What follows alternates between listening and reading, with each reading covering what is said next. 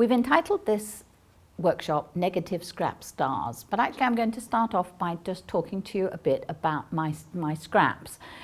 I like to have 2.5 inch squares. I find that works really well for me, gives me lots of different options, and I have shoe boxes full of them. So they're my shoebox quilts. A lot of Americans call them laundry basket quilts, but 2.5 inches strips or squares are really a useful size, and they work because they finish up 2 inches, and most of us can do numbers that multiply by 2.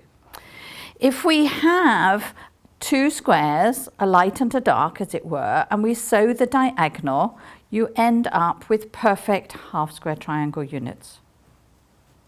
So you would trim off this bit and you end up with lots of units here. So you could make a quilt or a cushion like this really quickly from your stash. Just take 2 fabrics, sew them together in a long strip, chain piece them. You can also, by being a bit clever, colour coordinate and reverse the colours.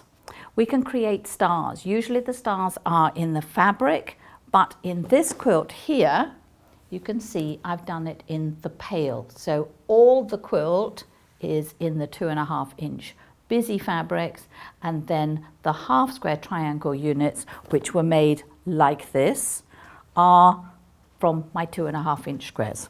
Let's get rid of the box. So you would sew the diagonal of quite a few, and then we're going to trim off the excess. To make this star unit, you need a grid that is 6 by 6, because I've made a 12 inch block.